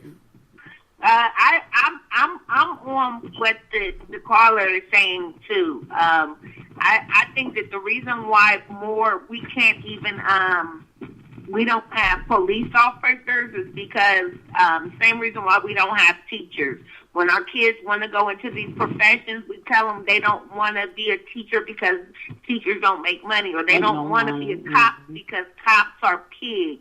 So we discourage our kids into going into these areas where we are underrepresented. But if our kids were trained and ready, then we would be able to demand that these institutions diversify. We would be able to demand to be able to go in and infiltrate. We would be able to do it. It could take over. Whitehall could be taken over because it's already predominantly black area anyway. And I have a feeling, I'm not sure about this, but they're they have their own council members. Yes, and they stuff do. like that. I bet you they're Caucasian. I bet you so too. They are. And they got there by Have you ever been voting. to the mayor's? Or do you live in Whitehall? I live in I Columbus. live in Whitehall. I actually live in Whitehall, and it when you go to the mayor's court, you don't see minorities at all. The only people that you see that are minorities are those people. Like any given day at a Whitehall court, the gross majority is going to be black with traffic charges. Oh yeah, that's how they get their money. That's So their we hustle. was to get in there and because they got their people are voted into that office. And We check took this all out. that time. I mean, we could already probably outvote them now in Whitehall to black people, but we put our people up running that we Check want this out. them. I should. And then we They make got our apartment- people vote for them. Then they can't stand a chance. They'll be outnumbered. They won't. They got They apartment complexes in Whitehall as well. Well, they're also closing down a number of them. Oh yeah. Where I live has been in the news. Right. And it shall be closed shortly. Right. But again, the property, you're dealing with gentrification. So we know gentrification. We also know that that you can come into this area right now and you can purchase these homes, just like where I live at. These people were purchasing these properties for nothing. And now, they were purchasing them for nothing. Imagine we had. See, that's why they all own. See, if we get back in there and we start getting people who can qualify to purchase these homes that look like us. Shaka got the answer for that. You can do co-op. Well, Shaka already got the answer for that because one of the pieces with NACA is that people could come together and combine the loan that they get from NACA and go in and buy one big thing. You know what I'm saying? Whether it's a building or whatever, the only thing is that the people have to live within that space for about 2 years before they resell or something like that. You know what I'm saying? Yep. You know, so the possibilities are there, but we got to have a conversation. We got to, because we can't really strategize this on the show. Whitehall is just an idea. The complex is just an idea. We need to sit down, we need to strategize, and we need to move smartly. And we need to move in silence. You know what I'm saying? And we need to have skin in the goddamn game. And that's why you told me when you told me about that Wild Wild Country documentary and how they came in and their town was 50 people and they came in with their people and took over. I mean, they were the people in the town was outnumbered. They was outnumbered. Outvoted. They was about to outnumber the people in the county, but the county start making moves. You know what I'm saying? Because we don't know what was really happening. I don't know whether it was a code or whatever the fuck it was. I don't know, but I do know that white folks have a long-standing code called white supremacy that they are going to make sure stays in power as long as they possibly can. Period. It's a code. You know what I'm saying? Say the word for me, Lady J, because you say you call it something else. What you call it? What is it? What word am I doing? I hate using the term white supremacy. I'm ready to move back white home. White inferiority. Right. Oh, that's my term. You use hegemony or something like. You like them big words. Hegemony. Right. So the whole piece is we got to be strategic. This is why it's important that we start working on these cultural holidays. This is why it's important that we do these camp trips so we can start meeting up and we can really start clicking, so you can really start seeing people's character. Because when you get outside of the city, when you get outside the job, you get to really focus on people's characters and see what they're focused on. Because it's important that we start building. When we start building something like this, we build with people with integrity. Now, one of the things that blew my mind, check this out, Shaka. The only virtue that cannot be faked, all the other virtues can be faked. The only one that can't be faked is courage. It's courage. True. You know what I'm saying? So now, this is the question, because one of the challenges for young men and young women coming into adulthood was a challenge of courage. How are we challenging our young people? We are not giving them challenges to see where their hearts lie. Can you stand up under the pressure? And as adults, can we stand up under pressure? Because I want to make sure people understand, because one of the reasons I really start falling out with a lot of these rites of passage places is the fact that a lot of people started focusing and talking about rites of passage was for the kids. No, rites of passage is a fucking lifestyle. It's something that you live in. It's something that helps move you through different phases of your life. And if we just focus on the children, and we allow the adults to stumble through and be fucked up, because the elders is supposed to educate us, because rites of passage, what rites of passage does, it prepares the next generation for leadership. So when we bring somebody, let me jump on in. Go ahead, take a dip. So once again, we had a question early about home ownership and about taking over through ownership. And the piece is that, like right now, I could bring my old ass down to Columbus, and y'all can help me find something off the land bank. I can get into something myself, and bam, we got a foot in on the road, right? I'm glad you mentioned the land bank. I'm going there tomorrow. We could take the young folks who are at transitional age. Hey, hold up. That's something we need to talk about in private. I already know where you're going, because I just had a conversation about that today. because that shit right there, that's the next phase. Because if we would have known about NACA when we was doing the Gye-Nyame house, dude, get the fuck up out of here. Well, I mean, you know what I'm saying? You know what I'm saying? Yeah. I mean, but NACA didn't exist because it was us going through the Gye-Nyame house. Time out. Because here's the thing, is that even though NACA didn't exist, and even though we wasn't calling it that then, at the end of the day, let's be real, Hatim. If we talking about taking some of the dudes that we was dealing with and shaping them up and showing them the power of their credit without them abusing it in real time, without them, can we teach them the discipline to not touch something that they really, really want to touch right now? Hell no.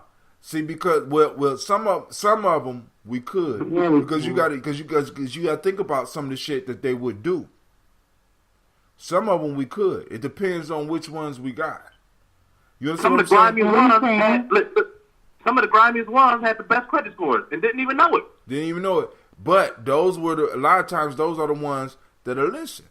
Those are the ones that once you get them, I mean, with our young people now, we can start bringing them up, and we could, because listen, you got a plan. I got a whole plan around us helping young people transition up out of these systems into being able to be independent people within a tribe. See, because the issue is they always try to separate our children. They always try to separate each of us from each other, when in fact the only way that we're going to be able to prosper ever is as a tribe, as a group. That's one of the major dynamics that they kind of broke down with us, because when we come together, they start murdering. Wait. One more thing, too. While we talking about ownership, we need to cultivate our own realty. And when I say cultivate, that's how the successful ones are doing it. Their processors and their appraisers are all in alliance with each other. Oh, yeah. That means that, and listen to how deep this is, man. Because I dated a wholesale mortgage broker when I lived on the East Coast, and I sat there waiting for her time while she is sitting there making all these calls, right? So the piece is that, and I ain't gonna give her name up or nothing, but this was before 08, just to put it in perspective. But the whole piece is that if she's looking for a certain number that's going to get the person approved for a HELOC, a home equity line of credit, or whatever home equity product it is, and they not getting the numbers because of the appraiser, where she can just call the appraiser, and the appraiser's like, you know what? Okay, let me throw some pictures of a better bathroom on there, raise the numbers up just a little bit, and by tomorrow we should be able to close. Is that cool? That's right. All right. That's kind of legal, but you know what I'm saying? That's people. It's called networking. It's called exactly. I think exactly. It's building a network, building a tribe. People you could depend on, that you could depend. You know what I'm saying? And another piece that we have to do is, when we do stuff like that, we got to be able to put people that's going to be responsible enough to handle the mortgage, rather than just looking. But Lady J, you also see what happened, right? Is that there was a matter of trust there, where it's like, I understand the system, I understand the risk, I got you though. But then the other piece that you talk about is that everyone is in their lane. Everyone is perfecting their own own art. And so what happens is that we are not focused on the same piece, but as we operate together as a whole, right? We operate together as a whole. And so what I notice is that a lot of times when we have an entrepreneur spirit, however, we go into the same industries. You know, people started selling many years ago. I was selling the body wrap. Each other's competition. We're competing. So how is that helping infrastructure if we're each other's competitor? That's not nation building. It is nation building for somebody else. You know what I'm saying? I mean, because here's the thing, though. We don't work for ourselves. Here's the thing, here's where I agree when I hear people say, "Oh, still steel sharpens steel. Because, for example, Tim gifted me this thing, and now I'm in the industry producing probiotics, right? The thing is that when I get there to Columbus, some things gonna come to a head because we're gonna have to standardize and make our stuff scalable on the same scale, right? But if it wasn't for me taking this test market in Cleveland, I would have never known that I could get what I get for this, right? And so the thing let me ask you a question. If you are making the probiotics, right? Right. Do you need farmers? You need people growing the vegetables that you use. Is that right? Like we need areas? We need beekeepers. So say I wanted to go into beekeepers. I wanted to help. Yeah, I want to help. I want to go into business with you per se. But I'm just going to add a piece of it. Maybe I'm going to make the containers that it goes in, right? Yeah. Yeah, something like that. That's where networking comes into play. But that's but you know what that comes. Check it out. Just so we can sum that the first point that I wanted to make about the competition. Now I and I went into the whole June piece because healthy competition is what allows us to become more qualitative in our craft.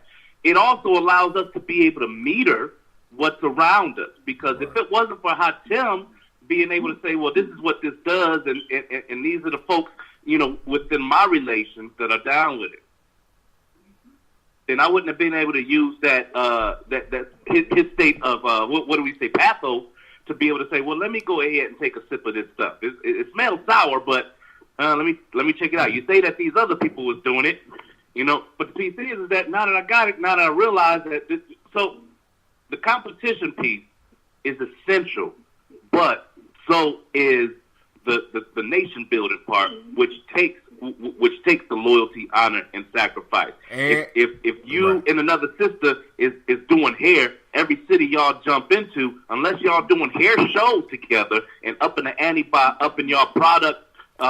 Your product base, then y'all stepping on each other's toes, and that's where we fall into a category right now where everybody who desires to stay in that lane of conceited mediocrity, you got a lane, but then there's those of us who know that we perform like superstars.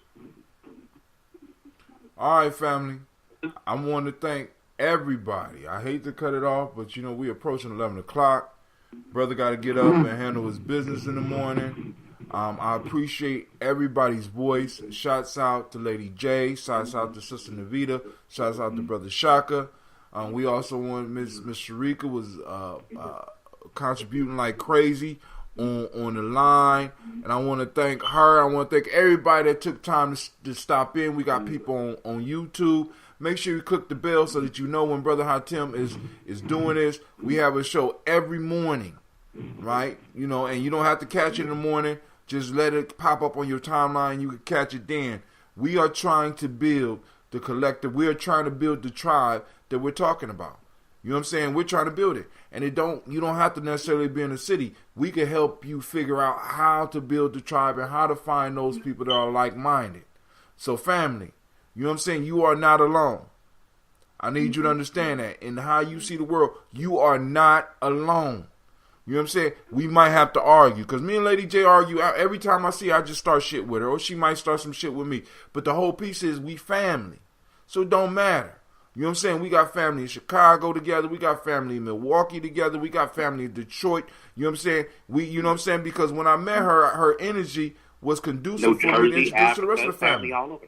You know what I'm saying? So, now family, what I'm saying is the next step is on us, because where we are is where we are. I just want us to be able to see where we are, understand where we are, and use our skills to move us to the next level. What are the things that you're doing? Somebody said, I'm here all ears. So Miss Sharika Brantley, We are out. I want to say thank you. I wanted y'all to know that you are now rocking. Wait a minute. Are you letting us say goodnight? Oh, hold on. Okay, I'm going to let you say goodnight. Before you say goodnight, I got to do my commercial. First off, Brother Shaka is going to be here in town. I don't know when, but he's going to be bringing the June. And I am in production right now for the that Ambrosia. So we probably gonna call and have a sip where we're gonna allow people to come and have, you know what I'm saying, we can talk about the different qualities, because one of the things that Shaka is doing, Shaka is specializing in one area, I'm specializing in another, you know what I'm saying, and we got a product that we think can help the community. Right? We got a product that we think can help the community. Also, to help fund what we do, I got the Daily Toaster shirt. Those individuals, hashtag Daily Toaster. Look it up. Hashtag Daily Toaster is a Daily Toast is where we gather daily to remember those upon whose shoulders we directly stand. When you order this shirt, because I placed the link on the timeline. When you order this shirt, because of the expense, because I'm going through a black company, but I still got to hook up with Miss Navita. Miss Navita, I forgot to talk with you about that. I got to hook up with Miss Navita because she just let me know that we have access to the equipment to possibly make our own damn shirts. Economics. Now, the next step is to be able to outsource our shirts in Africa, because they make shirts in Africa. They make T-shirts in Africa, family. It's just a matter of being able to find and getting the connections, which means that some of us might have to go there. But I digress. It reminds me of my girl Rahel, who has the clothing line. And her things are made in Tanzania. She's in Chicago. He was our speaker one year at Kent. That's who that reminds me of. Oh shit! I mean, and it's step by step. Nation building is step by step. We don't make large leaps. We doing step by step so that we can analyze each step, make that step better, so that the next step that we move, we're standing on a firm foundation. So a motherfucker might attack something new, but they can't attack what's old. They can't attack what we established. So we do something like in Whitehall, we're gonna do a step by step, piece by piece. And it's like, yo, all right, y'all fucking around. We planning 20 years in advance. All right, I'm out. You say who? I don't tell later. Peace and love. Each one teach three. Peace. I like how she did that. Go ahead, Lady J, or one of y'all. Okay. I just want to say that every warrior needs a quest to hone their skills and to find. Everyone needs to find themselves a quest. As always, remember that we are in the midst of the Great Awakening. I just want to encourage everyone to do one thing every day. She talked about, if we got on the same page, but if each and every one of us decide that we would do something every day in the name of the movement, we would cause a ripple, and that ripple would then become a wave, and we might cause a tsunami out here. So make sure you're reading books and articles about the cause. Make sure you're donating to a cause. They're always looking for people to volunteer at rec centers and things of that sort. It's summertime. It's time for us to impress our ideals and our values onto our young, impressionable people. Also, remember that our social media networks, they are our platforms. We control the image. We control our own propaganda. So make sure we're using those to inform. Make sure you're participating politically, signing petitions. If you would like to march, go ahead and march. Have a peaceful protest. Participate in a boycott. Remember, if we want change, we have to learn how to keep more of it in our pocket. That's it. Word. It's on you, Shaka. So what you gonna do? I the thing that I love about where we at right now is that, changing, coming out of the conversation of change, let me just put it like that.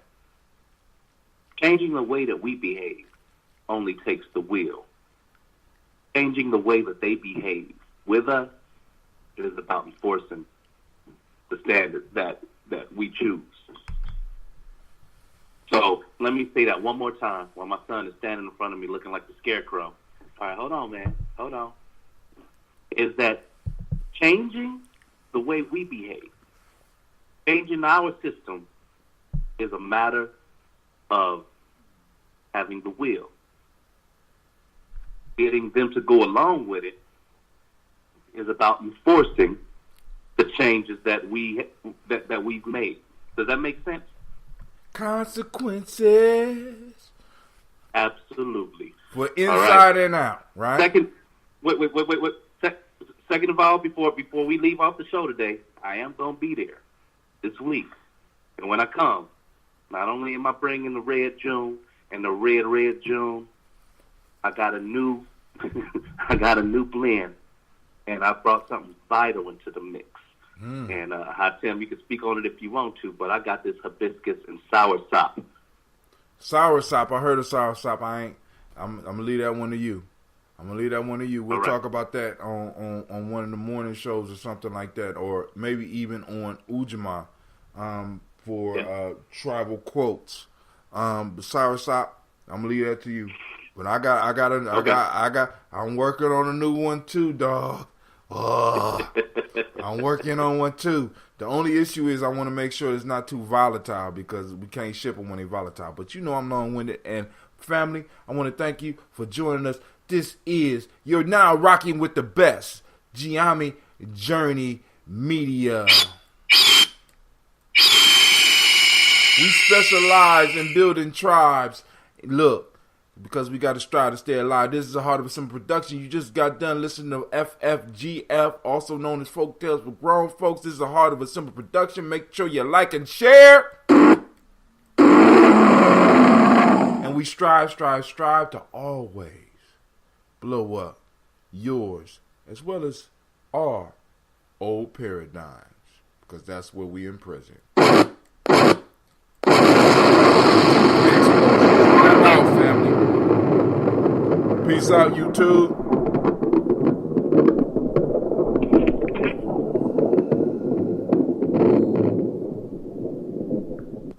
Peace out, Facebook. Peace out, Spreaker.